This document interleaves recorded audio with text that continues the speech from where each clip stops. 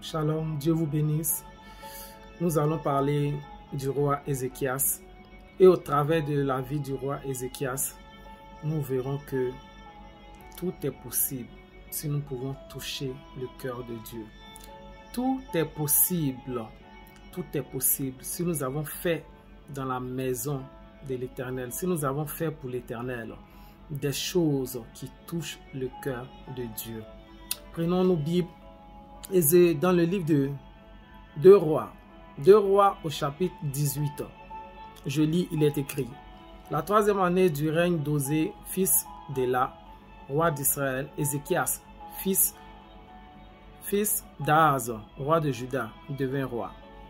Il était âgé de 25 ans à son avènement et il régna 29 ans à Jérusalem. Sa mère s'appelait Abi, elle était fille de Zacharie. Il fit ce que l'Éternel considère comme juste en tout point, comme l'avait fait son ancêtre David. Il fit disparaître les hauts lieux, briser les stèles des idoles, couper le pieu sacré de la déesse Ashéra.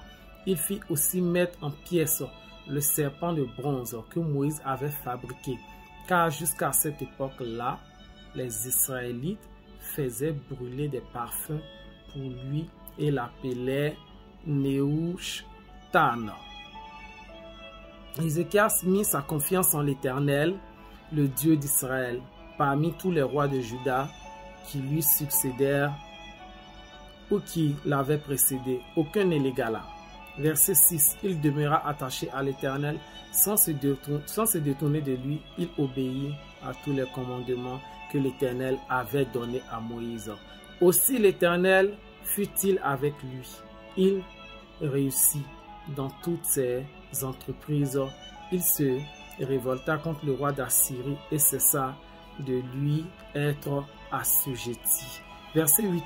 Il battit les Philistins et les poursuivit jusqu'à Gaza, ravageant la ville et son territoire, et s'emparant des villes fortifiées, aussi bien que des postes d'observation. Nous allons continuer dans 2 Rois, chapitre 20. 2 Rois, chapitre 20. Et nous verrons comment Dieu peut faire grâce à un homme qui a touché son cœur. Comment Dieu peut faire grâce à un homme en qui il a trouvé plaisir. Comment Dieu peut se souvenir des actions, des actes d'un homme pour faire grâce à cet homme. Lisons 2 Rois chapitre 20 à partir du verset 1. À cette époque, Ézéchias tomba malade. Il était près de mourir. Et le prophète Ésaïe, fils d'Amoth, se rendit à son chevet. Il lui dit: voici ce que l'Éternel déclare. Prends tes dispositions, car tu vas mourir. Tu ne te rétabliras pas.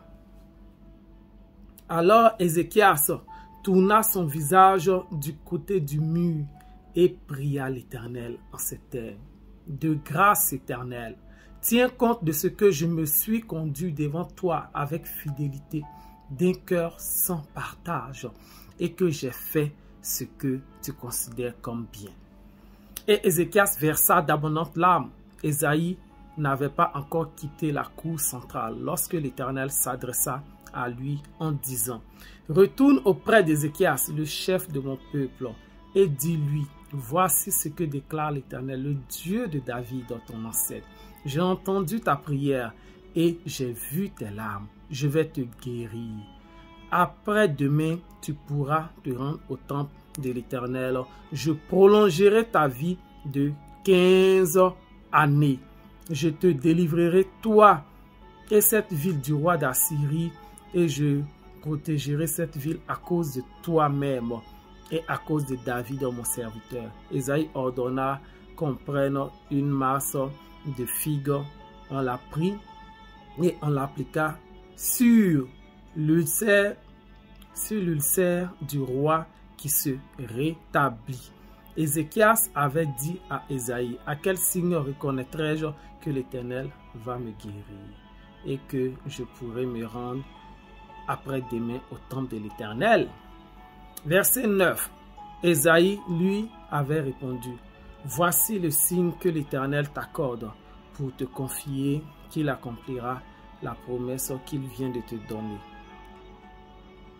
Veux-tu que l'homme avance de 10 degrés ou qu'elle recule de 10 degrés? » Ézéchias répondit, « Il est plus facile à l'ombre d'avancer de 10 degrés que de reculer. Qu'elle revienne plutôt de 10 degrés en arrière. » Alors le prophète Ésaïe invoqua l'Éternel qui fit reculer l'ombre de 10 degrés sur le cadran solaire d'Ahaz, où elle était déjà descendue. Amen, amen, amen. Que Dieu vous bénisse, que sa grâce soit sur vous. C'est l'histoire du roi Ézéchias. Une histoire extraordinaire, une histoire magnifique, une histoire particulière, une histoire qui nous montre que peu importe ce qu'on peut dire sur la vie d'un homme, tout peut changer. Tout peut changer. Peu importe la condamnation qui peut régner sur la vie d'une personne. Cette condamnation peut prendre fin en un instant et la vie de cette personne peut être transformée à jamais à la gloire de Dieu. À la gloire de Dieu. Oui, la vie d'un homme n'est pas terminée, comme on dit, tant que le Seigneur n'a pas dit son dernier mot. Ézéchias était roi de Juda. Et dans le passage que nous venons de lire, Dieu dit lui-même à Ézéchias, « Fais ton testament, donne des instructions, car tu vas mourir. » Dans 2 Rois au chapitre 20.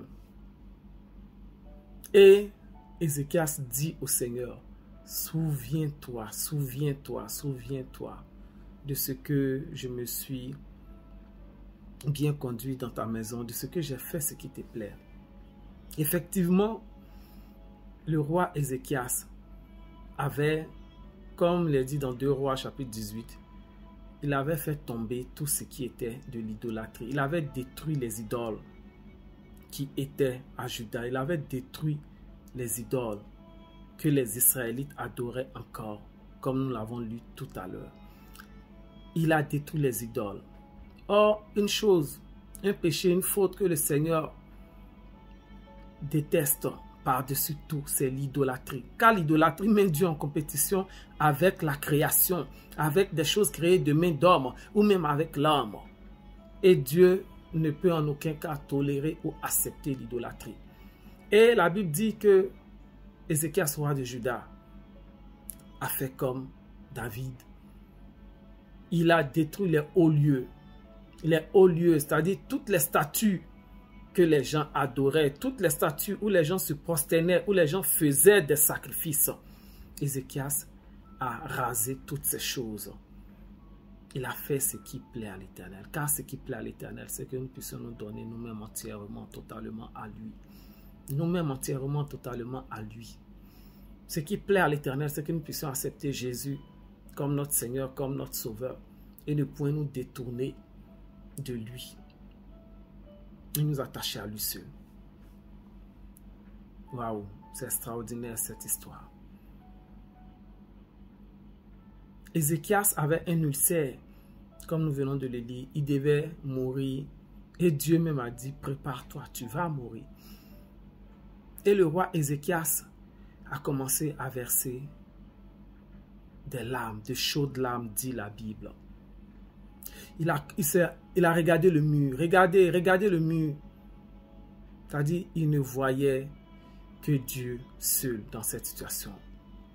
Et il a commencé à verser de chaudes larmes. C'est-à-dire, il a prié le Seigneur Dieu, notre Père, de tout son cœur, de tout son aide, de toutes ses forces. Et il a dit à Dieu, regarde, je me suis tenu dans ta maison. J'ai fait ce qui est bien à tes yeux. Est-ce que si Dieu te regarde aujourd'hui, est-ce que si tu étais confronté à une situation comme Ézéchias, est-ce que tu peux dire au Seigneur, Seigneur, souviens-toi de ce que j'ai fait pour toi? Car en réalité, il existe un livre des souvenirs, un livre de nos bonnes actions, de nos bonnes actions, un livre de ce que nous faisons pour le Seigneur, pour l'Éternel. Il existe bien un livre. où toutes ces choses sont écrites. Et Ézéchias de pleurer des chaudes larmes, de plaider auprès du Seigneur et de dire au Seigneur, souviens-toi. Et Dieu se souvint. Dieu se souvint de ce que Ézéchias avait détruit, tout ce qui était en compétition avec lui, toutes ses idoles, toutes ses statuettes, même le serpent des reins, même le serpent des reins au temps de Moïse, que les Israélites adoraient encore. Il a détruit tout cela. Il a anéanti toutes ces choses. Et le peuple ne pouvait regarder qu'à l'Éternel seul maintenant. Et toi, qu'est-ce que le Seigneur peut dire de toi? Est-ce que dans la maison du Seigneur, tu as obéi à sa parole? Est-ce que tu t'es occupé des veuves, des orphelins, comme le dit la Bible? Est-ce que tu as pris soin du temple de l'Éternel, de la maison de l'Éternel? Est-ce que tu as évangélisé pour sauver des âmes? Est-ce que tu as investi dans le royaume de Dieu pour que ce royaume puisse s'agrandir et que des millions de personnes soient sauvées? Est-ce que tu as parlé du Seigneur? Est-ce que tu as fait l'œuvre de Dieu? Est-ce que tu t'es débarrassé de tout ce qui était idole, tout ce qui était statuette, tout ce qui pouvait être en compétition avec Dieu dans ton cœur? Cette chose que tu aimes tant, ce plaisir inutile qui te détruit, est-ce que tu t'es débarrassé de cela? Ézéchias, roi de Juda, s'était débarrassé de toutes ces choses. Et il a dit au Seigneur, souviens-toi. Regardez, le prophète était venu dire au roi, tu vas mourir. Et avant de quitter la cour royale, Ézéchias commence à prier, Seigneur, souviens-toi, ardi avec des chaudes larmes. Et aussitôt, au même instant, le prophète qui partait, Dieu dit non, retourne-toi, va dire à mon serviteur qui ne va pas mourir. Et ce qui se passe est extraordinaire. Oh my God. Dieu dit au roi Ézéchias, je me souviens de ce que tu as fait. Tu ne mourras pas, mais tu vivras encore 15 années. Et Ézéchias qui devait mourir a vécu encore 15 années. 15 années, 15 années. Waouh. Imaginez-vous, c'est comme une personne qui doit mourir maintenant. Mais Dieu lui donne encore 15 années pour vivre. 15 années pour vivre. Et le roi Ézéchias a vécu encore 15 années. À la gloire de Dieu. Je veux dire à une personne, je ne sais pas ce qu'ils ont déclaré sur ta vie. Peut-être qu'on t'a dit, tu vas mourir, tu ne vas pas terminer cette année. Mais je te dis au nom de l'Éternel, le Dieu que je sers, tu termineras cette année.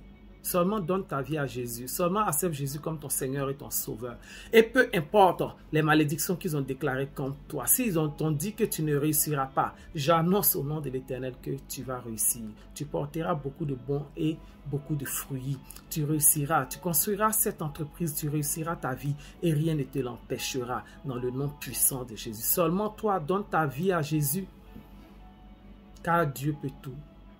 Peu importe le décret de condamnation qui était sur ta vie, j'annule ce décret au nom de Jésus. J'annule tout décret familial. S'ils ont décrété que dans ta famille, il n'y avait pas le mariage, j'annule ce décret au nom de Jésus. Tu te marieras, tu auras des enfants au nom puissant de Jésus. J'annonce dans la vie d'une femme que maintenant, tu n'es plus stérile, mais dans le nom de Jésus, tu auras des enfants. Regardez, Ézéchias devait mourir. Qu'est-ce qu'il y a de plus terrible que la mort sur la terre? De plus irréversible. Mais Dieu a changé l'histoire du roi Ézéchias. Il lui a encore accordé 15 années de vie. Waouh! Que Dieu te bénisse. Dieu peut tout faire. Posons des actions extraordinaires, magnifiques dans la maison de Dieu, en la faveur du peuple de Dieu, en la faveur des veuves, des orphelins. Et lorsque nous en aurons besoin, nous pourrons prier ainsi pour dire, Seigneur, souviens-toi de ce que j'ai fait dans ta maison. Tenons-nous dans la maison de Dieu avec droiture. Honorons le Seigneur, adorons le Seigneur, lui et lui seul. Et nous pourrons dire, Seigneur, souviens-toi de ce que je ne t'adore que toi seul. Et délivre-moi de cette situation et tu seras délivré. Que Dieu te bénisse, que Dieu se souvienne de toutes les bonnes actions que tu as posées dans sa maison, pour son royaume, pour ses enfants. Que Dieu te bénisse, que sa grâce soit sur toi. Shalom, shalom, shalom, shalom. Que Dieu t'accorde de vivre longtemps. Que Dieu te donne la guérison, toi qui es malade. Que Dieu te donne des enfants, toi qui n'avais pas d'enfants. Que Dieu restaure ta santé. Que Dieu te donne un travail, toi qui n'avais pas de travail. Shalom, shalom.